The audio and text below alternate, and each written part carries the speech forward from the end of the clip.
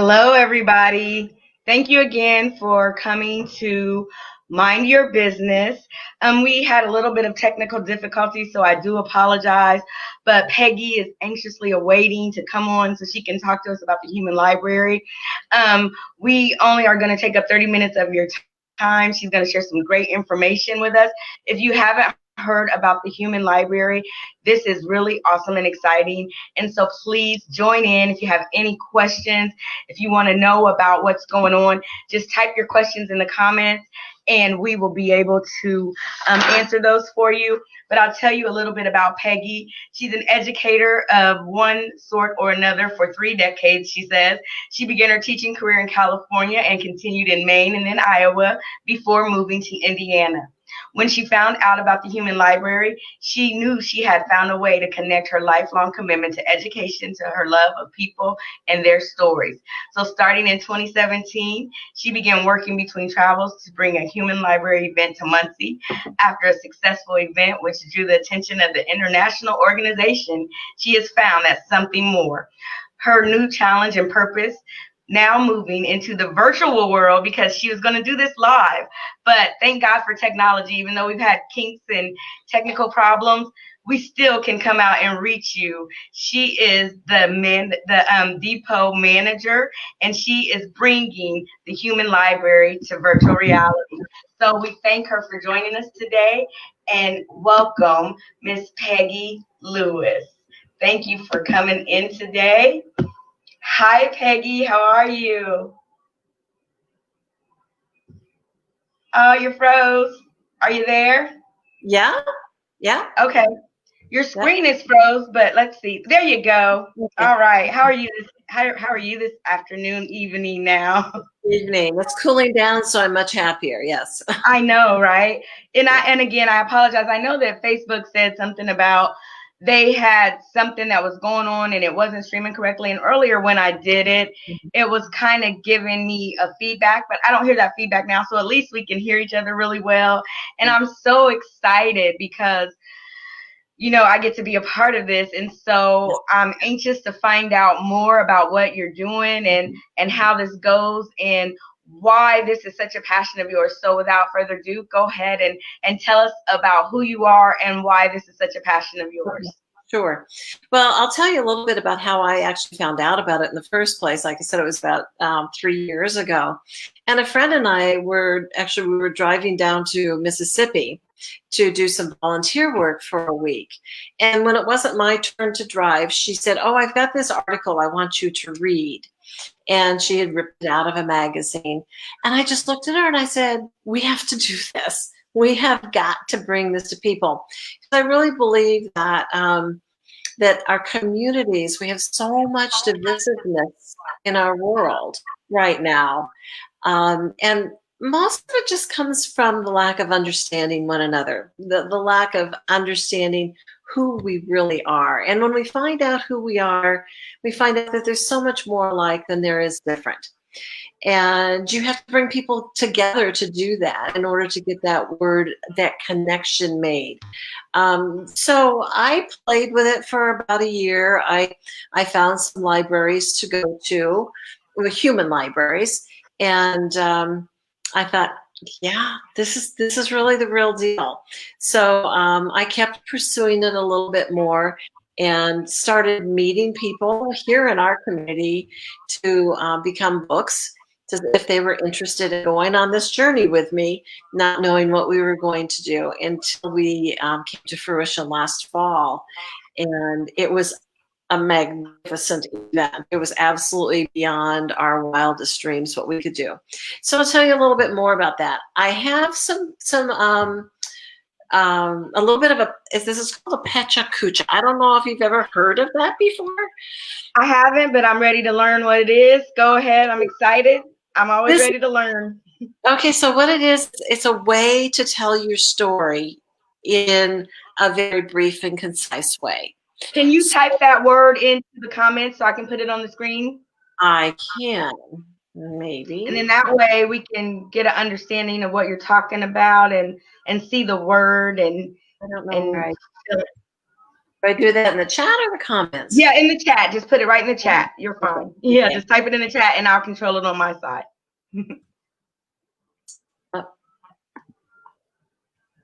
Yes, I can do two things at once.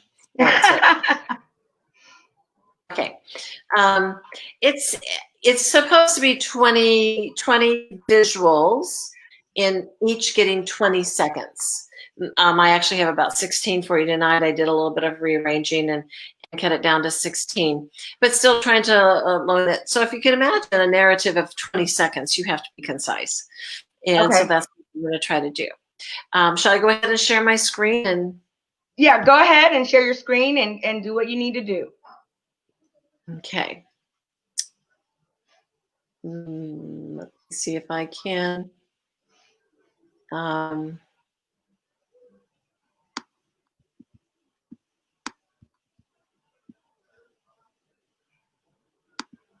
don't think I'm sharing it yet. I don't see anything, and I can't do it from my side because I don't have what you're sharing. Oh, I think I have to go to. Oh, here we go. I was in the. There are 3 little choices, and I didn't make the right choice. I think so. Here it comes. It's taking it a moment. So while it's loading, I can tell you that I was asked to do this. Maybe this will work. No, it's not yet, huh? Okay, well, no worries. Keep trying, and we'll get it to go. Yeah. Let me see. So it came in here on this private. Let me. It's pretty large file, so it might take it a moment to. Yeah. I'll tell you in the meantime that what I made this for originally was, some of you may have heard of at the Art Museum at Ball State, on the final Friday of every month, they have a topic, let's say, and they had asked me if I would present something at their final Friday in March. Well, we all know what happened then, and no, nothing was happening. It's not coming up. And well, I know that Facebook was having some technical difficulties with some streaming things, and so that might be one of them. And so I apologize if it doesn't come through because I really do want to see, and I want everybody to be able to see what you're talking about. It says that. Okay. It says that I can share my screen. And I have it open, so it should.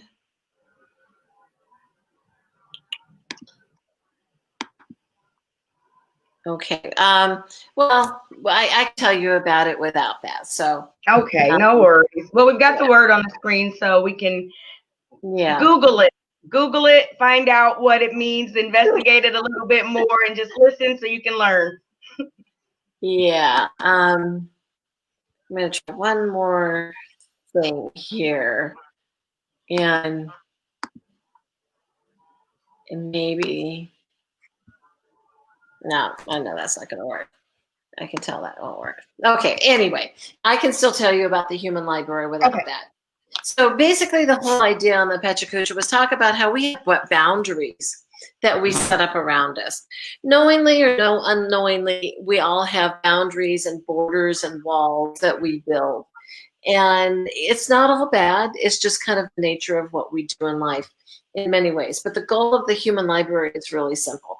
It's to challenge stereotypes, and it's to build community, to bring people together, thereby ripping down those walls and actually being the glue that holds the community together or brings the community together. So I just heard this the other day. It says we got to glue up in our communities. And I like we got to glue up and become a community as opposed to divided and falling apart. You know, and we have all kinds of boundaries in our communities that we make, and some of them are for tradition, some of them are historical. It might be for neighborhoods, it might be for, and each neighborhood has its own identity, and over time they change, they evolve, but still it's a neighborhood identity. We encourage rivalry in our different areas through schools, through teams to towns to states. That's one that I've never even understood. It's like, okay, we're Hoosiers. Well, I'm not. I grew up in California. And, but like, does something really magical change when you cross the border? Or go to another town or go to another school or all of those things. So those are really all man-made things that we've created. And I think what they do is they form an us versus them mentality, Mm-hmm. which is really hurtful. I mean, I think that that's really a dangerous thing when it's all us. And we hear that constantly in today's world. If you're not just like me, then you got to be not okay. And that's again that's ripping us apart. So if we can challenge those borders, we can kind of build bridges between the different groups, then I think it allows us to be able to kind of peek around those walls and those borders and see what's on that other side and begin to learn, to develop an understanding of those thems, those people that Yeah. we're not quite so sure of. They don't look like us, they don't sound like us, they don't dress like us, whatever that them. Um, so a human library event. Let me tell you a little bit about a human library because I've thrown that word out there. We have books just like any library does, except for our books are humans. They're humans who have a story to tell. And we all have stories. We're all very complex people, and we have those stories to tell. But our books, in particular, have stereotypes and biases that they have known or lived with through their lives, that may continue or may have been something in the past. But there's bias, there's prejudice. I mean, we all know we have built-in bias and prejudice. I was talking to somebody today, and I'm sorry, if somebody tells me I'm not prejudiced and I don't have any bias, right there, I just stop. I'm going like, oh, Well, I you're know. perfect. Yeah, we don't. That's not the way the world works. We don't. We all do have those biases and prejudices. So anyway, at the human library, you actually have a chance to sit down with somebody in normal times. Now, in COVID times, we have a chance to virtually sit down with somebody and talk to them and read them if we want to say so, to hear their story. But it's more than a story because the human library really depends on interaction and Mm-hmm. conversation. Because Tanika, whatever you bring to sit down and talk to me, you have some preconceived ideas. I have some if I'm talking to you. And in order to get what I really want to know, we have to ask questions and we have to interact. So it's not a lecture. It's not somebody coming in and saying, okay, here's my memoir, and this is what my life was. But instead being an open book and giving you a synopsis kind of what the story is, and then the discussion goes from there, Yeah. what the reader really wants to hear, wants to know about and learn about. um, it's an amazingly quick relationship that's formed through the dialogues. Our readings are typically like you borrow a book just like you would at the library. You're out alone for a half hour. Okay. And that either sounds like a really long time or a really short time. I don't know. But I do know that when you're in the middle of one of those reads, the time is like that. It's so Oh yeah. fast. It Yeah. goes by so quickly. And you really do feel a relationship that's formed in that bond. I do want to say that in the virtual libraries, there's typically 2 or 3 readers together. Okay. It all depends. I mean, it depends on the size of the library and the number of the books, so, so many factors. But I find that to be very compelling too. I'll give you an example of a story. I recently, because it's virtual, I attended a library in Los Angeles virtually. And I had signed up just like you can do for ours coming up, and attended this library and was placed in a room with a book whose title was Jewish. And I, I thought, okay, I have lots of questions. And this young man, who wonderful representative of that group, he was telling his story. He wasn't talking about all Jewish people. It's his experience that he's sharing. Um, he he started us out by asking us, who we were and where we're from, blah blah blah, that kind of stuff. And he asked us a simple question. So, on a scale of 1 to 5, what is your level of engagement or experience with a Jewish person, or the Jewish community, or the Jewish culture, whatever you want to say?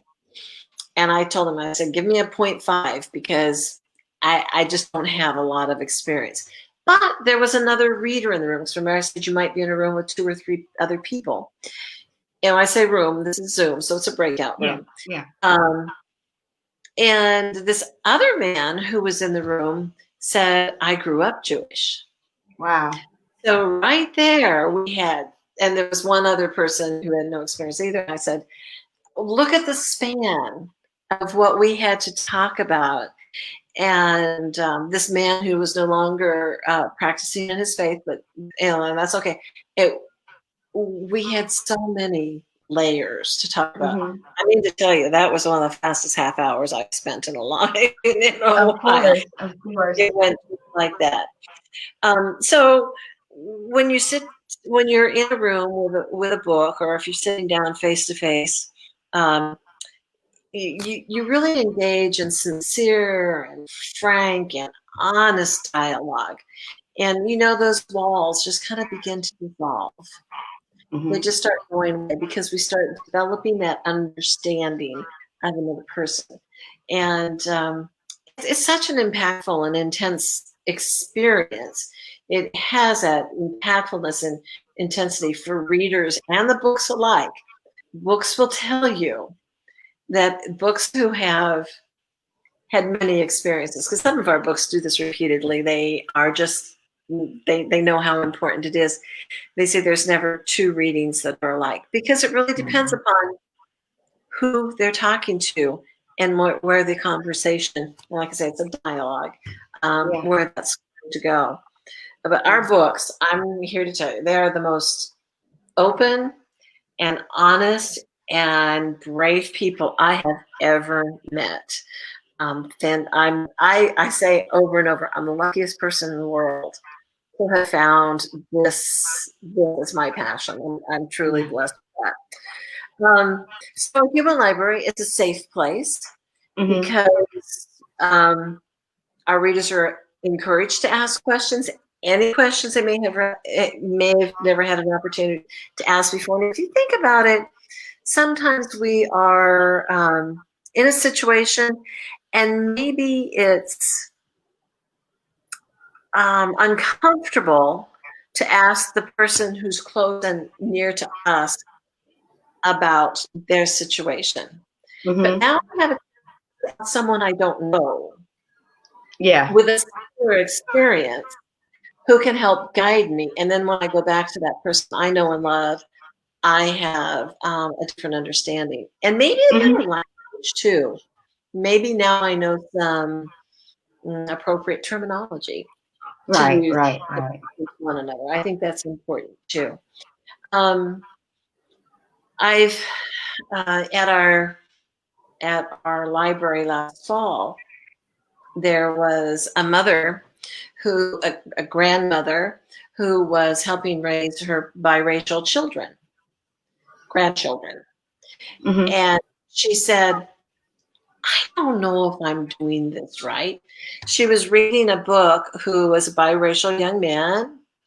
And, she came out that she was weeping because it not only validated things for her, but it also helped her ask, like, what do I need to do? I need to be able to give some resources as well.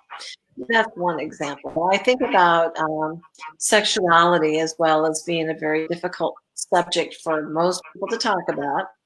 And if there's someone in your life who, let's say, is transgender, I mean, where do you go with that good information that's going to be helpful to maintain your connection with the person you love?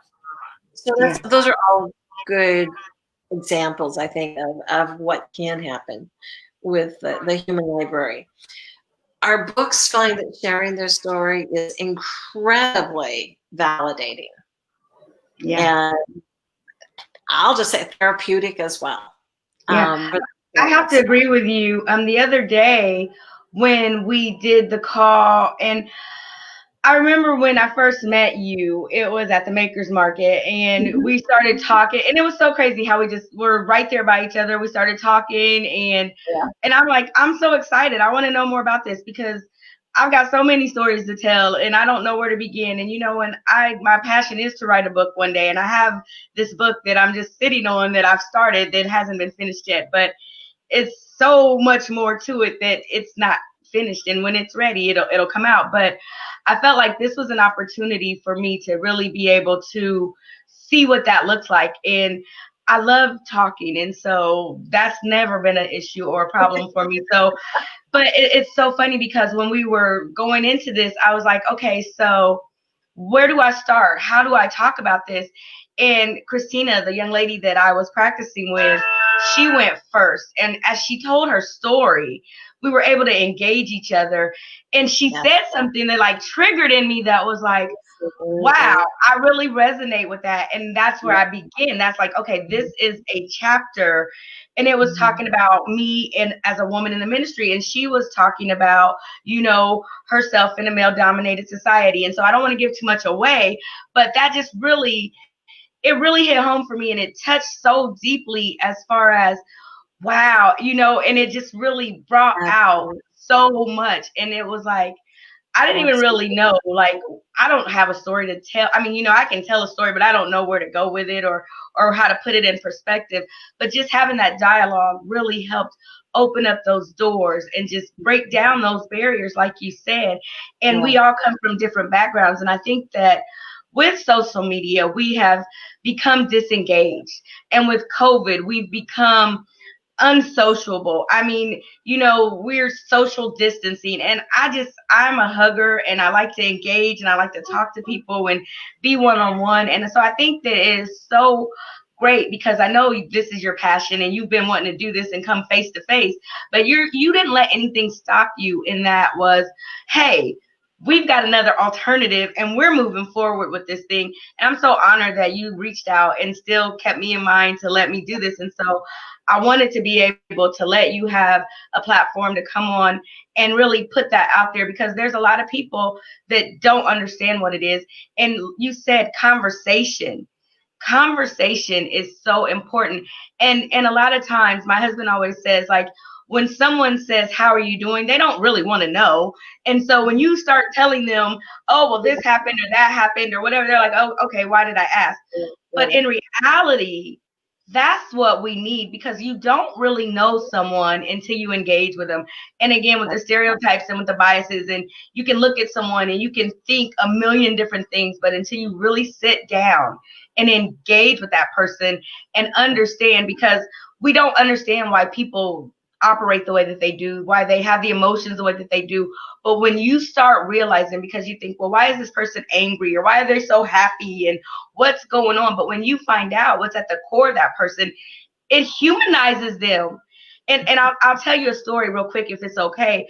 Sure. One night, my daughter was in a car, and right in the middle with Black Lives Matters and the black men getting shot in the street. And she called me and she's like, Mom, we got pulled over by the police. And my daughter is adopted, and she had just recently met her biological father. And this was one of the first times that they had been able to spend time together. And so he was bringing her back home and they got pulled over. Well, they didn't know who he was. They didn't know who my daughter was. And so she calls me and I said, okay, baby girl, because I'm like, if anything ever happens, call me.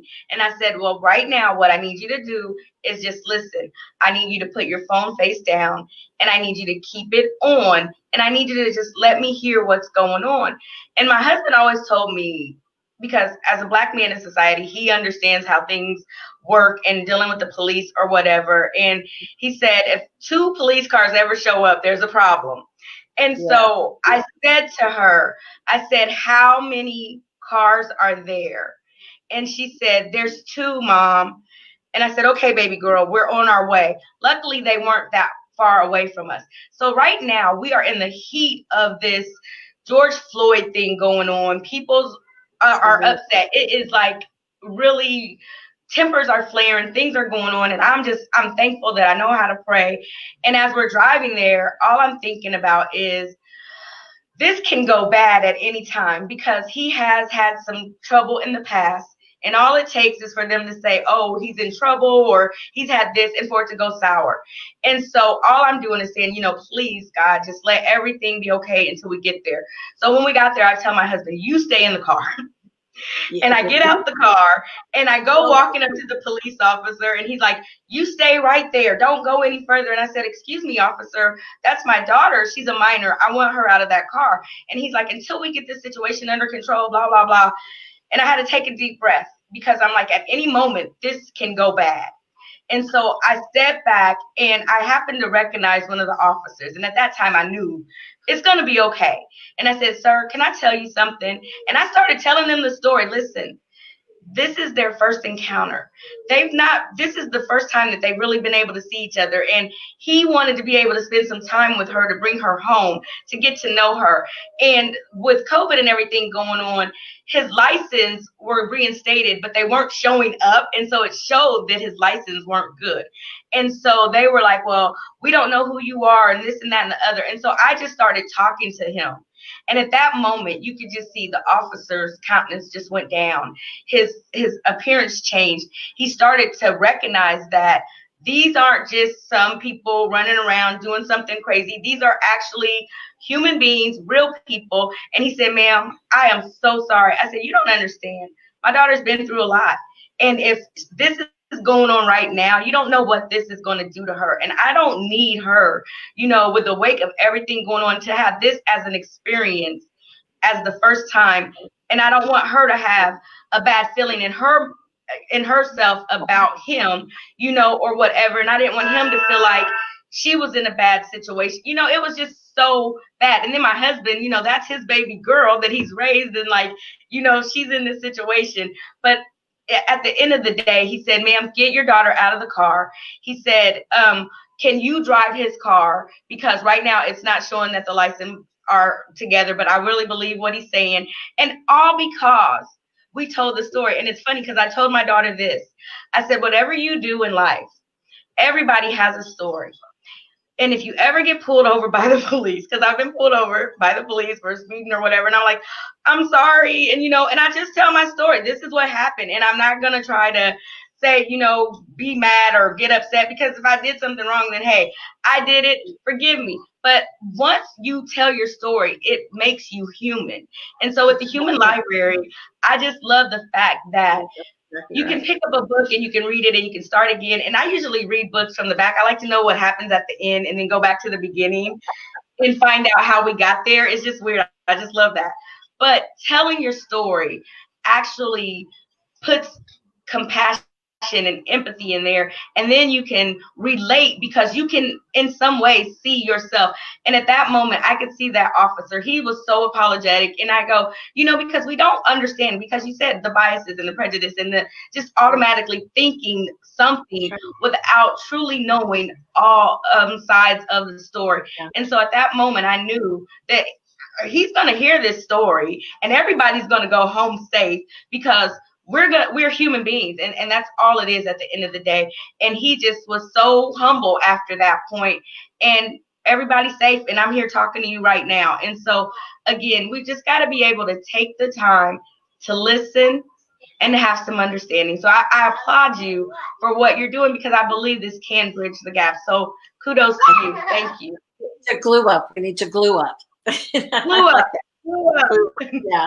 Yeah, and just, glue up with one another. It's just so important. And my heart breaks because there's no reason your daughter should have to go through those experiences. But that's a whole nother topic. We know it breaks my heart. But maybe this is a way that we can move beyond a little bit. Like, just move that needle a little bit. We can make some differences in our world. So yeah, that's really the goal of the Human Library. And I would be remiss to say that, do you have a few more moments? Yeah, go ahead. Whatever you need. that if I didn't say that, I mean, this is not a new thing. This has been around for 20 years. And Wow. yeah, they just had their 20th anniversary. And the interesting thing is, the United States, well, maybe it's not too surprising, but the United States is a little bit late coming to the party, let's say. It's on 6 continents and well Wow. over 8 countries around the world.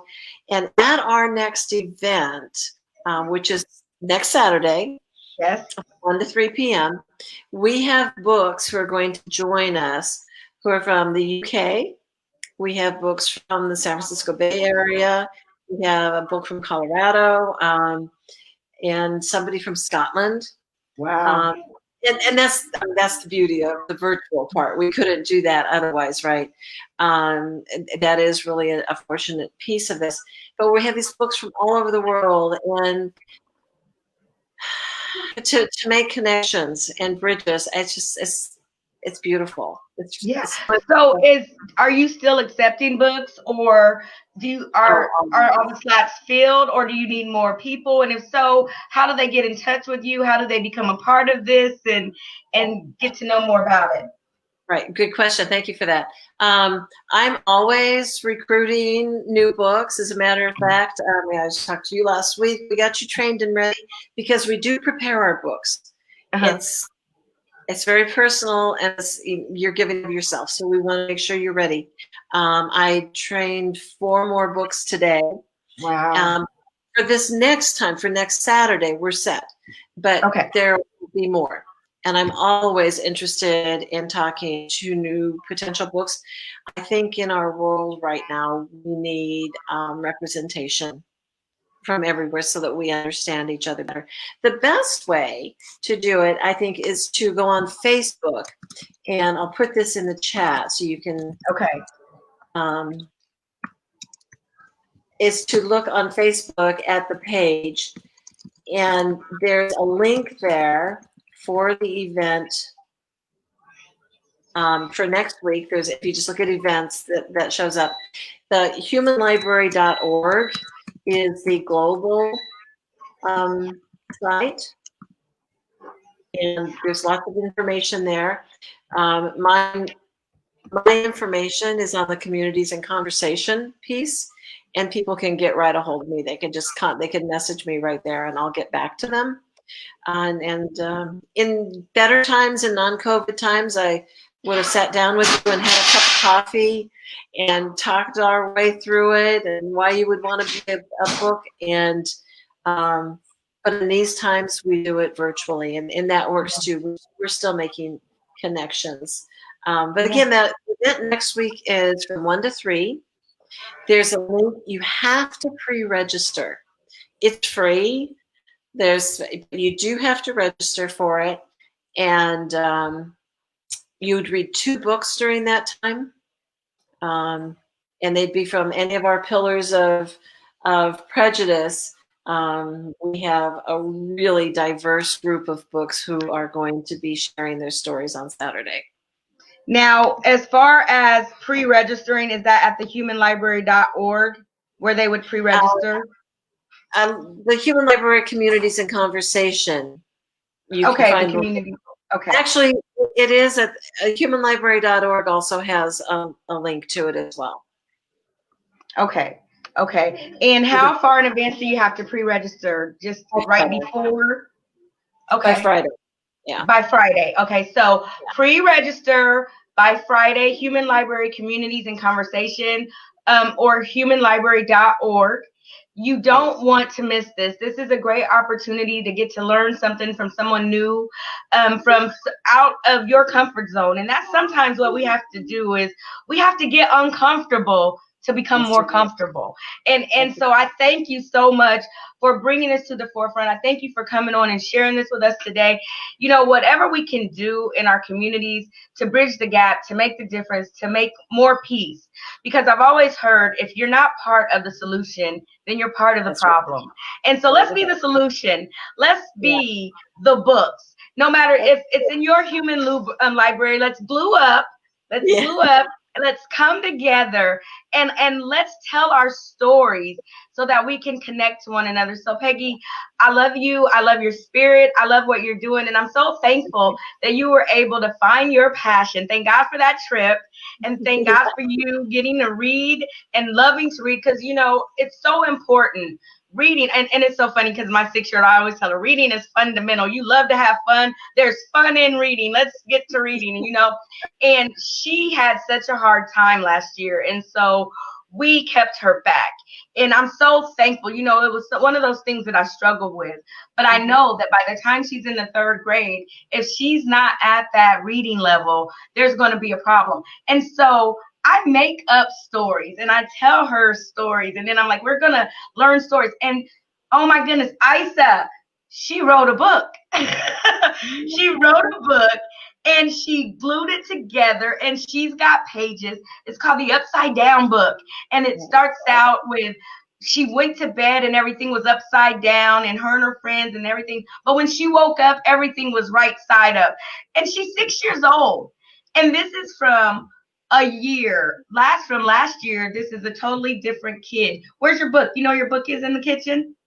And she's so excited. She's like, Mommy. And so just that little bit of letting her know that she can put a book together herself. Now she's excited about it. And she loves to tell stories and she loves to engage. And so if we start them at an early age, I think that helps remove stereotypes and biases, because a lot of things are learned behaviors.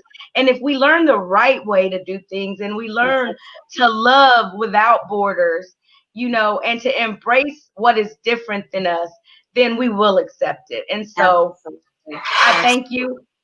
Is there anything else that you would like to add tonight before we go? I just encourage people to take a look at that, either humanlibrary.org or the Human Library Communities and Conversation, and register and join us next Saturday from 1 to 3. It will be worth your time. I guarantee it. All right. Okay. Thank you. Well, here's her book. Here's some of it. Oh, I love it. Now there's her house and her and her friend playing, and her and her friend there. So she put that together, and I'm just so proud of her. So thank you. Do me a favor, hang tight for just a second, and I'm gonna close out, and then I'm gonna get back with you. Thank you everybody for being patient and joining in with us tonight. It is so important that we start to learn other things outside of ourselves. Everything that makes us different is what makes us the same. And that's by coming together and learning how to understand one another. And that's what it's all about. Do something different, learn something different, take a chance to engage with someone that you might not otherwise engage in. And you might not only just learn something about someone else, but you might learn it about yourself. So in this world and everything that we're going through, again, anxiety, depression, heartache, pain, brokenness, let's come together. Let's tell our stories. Let's have an understanding. If you need help, there's help out there. There's people you can turn to, and people that are going through things that might be able to relate and help you. So remember, don't ever give up. Hold on. There's hope in the world. And no matter what, always remember, you were created for a purpose. Until next time, we've got some really great guests that's coming up. Next week, we won't be on because I've got to be away for a conference. But after that, we're going to come back, and we've got some really great people. We've got a few people that are going to be campaigning. They're going to be talking about what's going on. So we've got Ari Hurwitz, and we've got Sue Arrington and Janine Lake that is going to be on the show. And then we've got a young lady named Deanna Ivy that's going to be on the show. We've got one of the first people that I ever mentored and coached. Her name is Jessica Ballard. I haven't talked to her in 5 years, and she just wrote a book that is going to be published. So how awesome is that? Another young lady that I spoke with today that's excited to come and tell her story. So this platform that I've created here is going to help open the door for people to come in and do just that, tell their stories, to engage where they otherwise wouldn't be able to. So if you have a story that you like to tell, reach out to Peggy so you can be a human book. Or if you have a passion or a business or any talent or things that excite you, come and holler at me. Tell me what you want to say, and I will give you an hour to express yourself. Until next time, be blessed. And always remember purpose. Have a blessed evening. Thank you.